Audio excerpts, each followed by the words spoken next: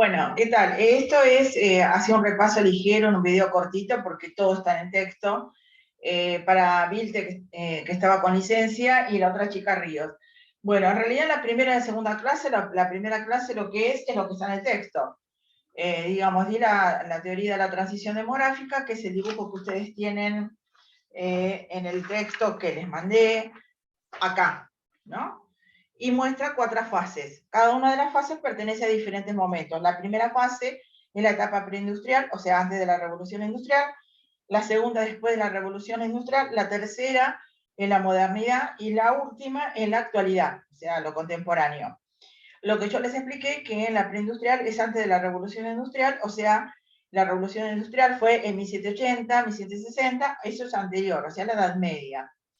En la otra es ya cuando hay, surge la ciencia, porque surge la revolución industrial, y hay otros conocimientos. La tercera etapa es la etapa de toda la modernidad, la posmodernidad, y la última, la actualidad. Lo que les expliqué es que no todos los países atraviesan por el mismo momento. En este momento, nosotros recién estamos en la tercera, finalizando la tercera etapa, mientras que Japón o Europa están en la cuarta. La diferencia es cuánta gente nace y cuánta gente muere. Mírenlas, el dibujito. En la primera nacen mucho, pero mueren mucho. ¿Por qué? Porque no se conocían los antibióticos ni las bacterias. Entonces nacían, pero también morían, no había crecimiento de la población.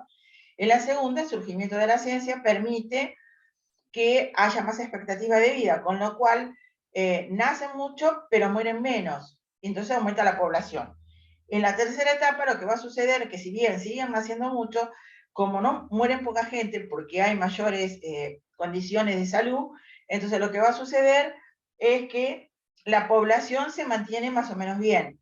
La diferencia es que no nacen tantos chicos como antes, porque en la tercera etapa, o sea, el siglo pasado, surgen los anticonceptivos, los derechos de la mujer, la planificación familiar, etc. La última etapa es la etapa más avanzada. La diferencia es que en la etapa avanzada ya casi no nacen niños y la población vieja es muy vieja. Es decir, tenemos toda Europa con adultos mayores de 90 en una gran población, por ejemplo Italia, por ejemplo Japón. Y es lo que nos va a pasar a nosotros dentro de 20 o 30 años. Nosotros estamos terminando la tercera etapa. Esto lo que marca son diferentes enfermedades. Por eso del otro lado hablan a su vez de la transición demográfica, o sea, de la población, en relación a la transición epidemiológica, o sea, de las enfermedades que suceden en cada época. El trabajo de ustedes era averiguar qué enfermedades hay en cada fase, porque eso es lo que yo voy a preguntar. Si no, les pregunto esto, porque esto está acá. Digamos, le pregunto, en la fase 3, ¿qué tipo de enfermedades hay? La fase 3 es la anteúltima. Las enfermedades prevalentes actuales para nosotros, por ejemplo, tienen que ver con los accidentes, las cardiovasculares. En la cuarta etapa, la característica son las enfermedades neurológicas. ¿Por qué? Porque la población muy, muy adulta, muy grande, tiene enfermedades como el Alzheimer y demás. Otras enfermedades en estas etapas, las infecciosas desaparecieron. No es más allá de la pandemia, digamos, no es característica. Sin embargo, todavía hay continentes como África, como Centroamérica, que están como en la segunda etapa, todavía combatiendo enfermedades como la malaria y demás. Eso tiene que ver con las condiciones sociales y económicas que atraviesa cada país. La pregunta siempre va a ser en función de la fase, qué enfermedades hay, qué condiciones sociales y económicas. Para eso tiene que averiguar y hacerse un cuadro. Esa es la tarea para poder resolver después el parcial. Eso fue lo que vimos en la primera clase. Y hablamos de todas las condiciones sociales y económicas y todo lo que dije en clase no está en este texto, pero es algo que ustedes deberían averiguar y tenerlo a mano. En la segunda clase lo que vimos son algunos de los indicadores. Mostré lo que es una pirámide demográfica, esta es una pirámide de la población, que es la representación gráfica de la población o de un continente o de un país, de lo que sea, y siempre hacia la izquierda van a estar representados los hombres, hacia la derecha las mujeres. De la base hacia arriba, los niños por grupos etarios. ¿Sí? En la demografía tiene sus propios grupos, pero se pueden armar grupos etarios de las edades que cada uno considere o quién va a armar una pirámide demográfica, que lo hacen los que se dedican a las estadísticas. Luego, mostré la ecuación compensadora que está acá, de otra manera, ecuación compensadora es la sumatoria de todo lo que está dentro del país en una población, que son todos los nacimientos, todo lo que es positivo, y las inmigraciones. La gente que ingresa al país, más todos los que nacen, lo que van a hacer es generar una población con mayor cantidad de población. Y todos los que se van, los que migran y los que mueren son los que disminuyen la población. Esa es la ecuación. Eso es todo. No es que yo la vaya a tomar, es para que lo sepan. La ecuación de saldo migratorio es la diferencia entre los que ingresan al país, los inmigrantes, menos los que egresan del país y se van. Eso es todo. Son cosas muy sencillas y están todas acá. En la segunda, esto, que es esta acá, que son los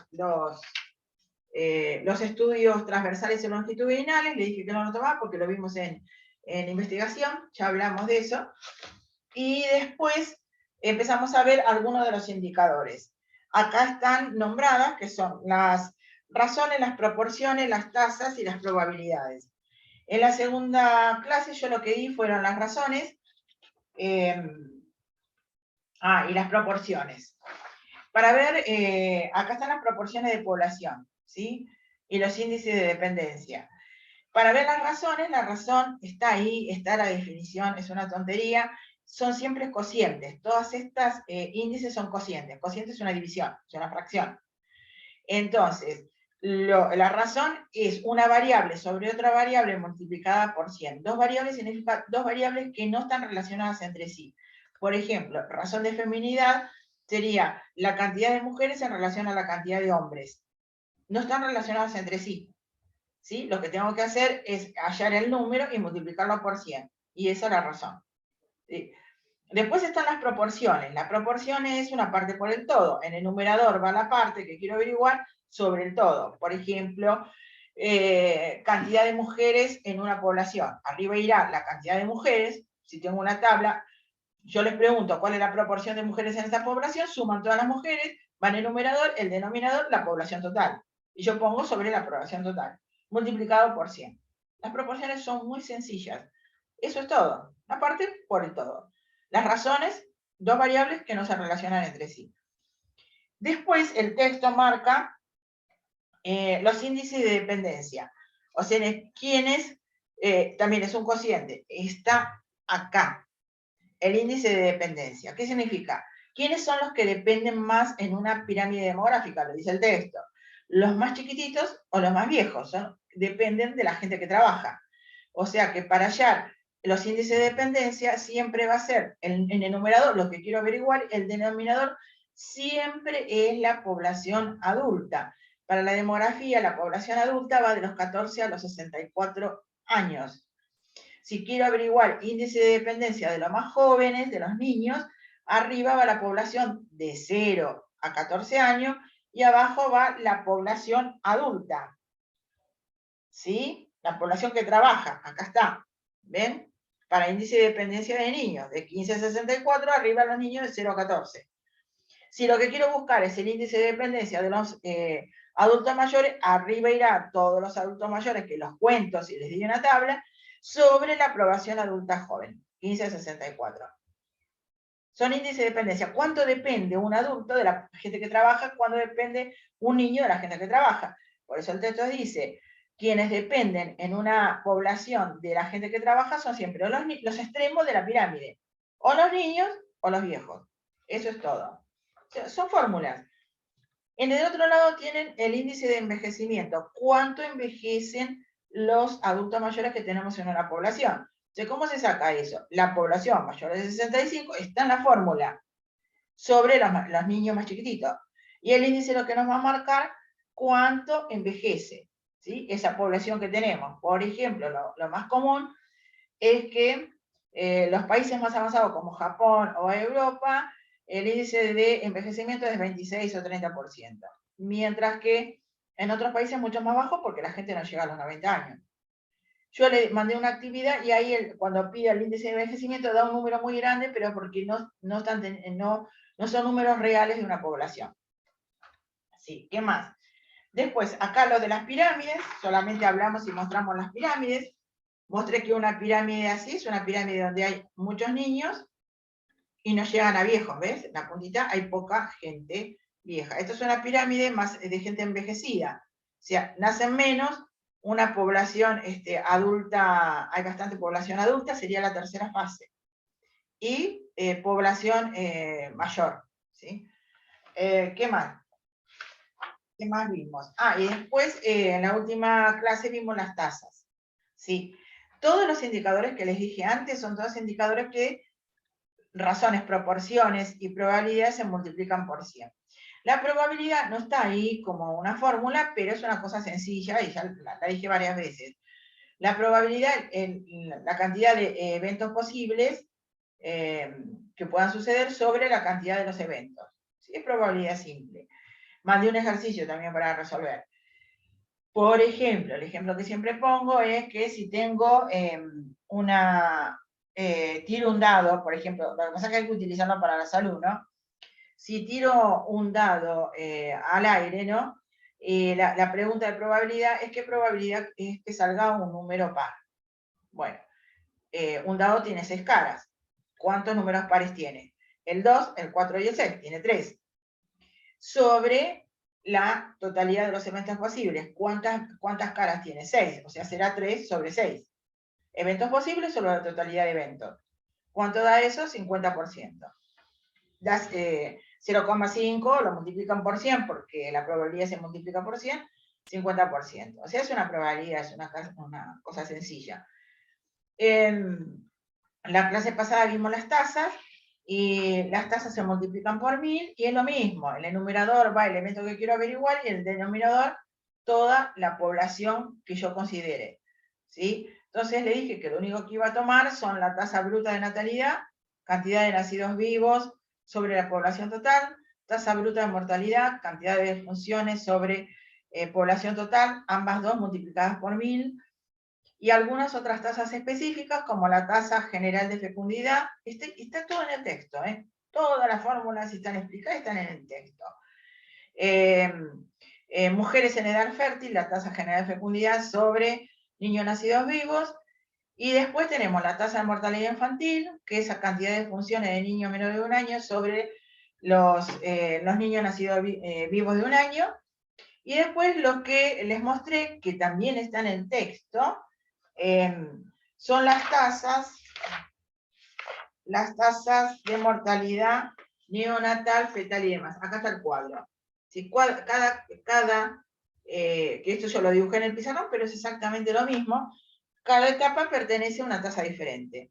Entonces tendremos la tasa de mortalidad perinatal, que va desde que el nene es viable hasta los 7 años, miren la flechita, la mortalidad infantil en 1 año, la neonatal desde 0, desde que nace a los 28 días, la muerte fetal desde que el niño es viable, en este caso acá dice 22 semanas o 500 miligramos, hasta el nacimiento, es la muerte fetal. Si es antes de que sea viable, es un aborto. Es decir, estas fórmulas se sacan directamente de mirar el cuadro. Si yo pregunto, te doy los datos, te pregunto cuál es la tasa de mortalidad neonatal, solo tenés que mirar los niños que tienen entre 0, la cantidad de funciones entre 0 y 28 días. Acá está el cuadro. Hasta ahora es todo lo que di.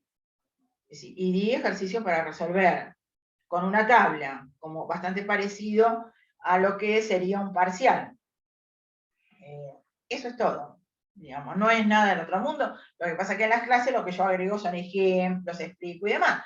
Pero en realidad, con tener las tasas a mano, hacerlo la primera actividad que les dije, que tengan en cuenta y averigüen cuáles son las enfermedades, las condiciones sociales y económicas, porque eso es lo que pregunto de la transición demográfica, con eso alcanza. Luego son hacer los ejercicios y poner la respuesta.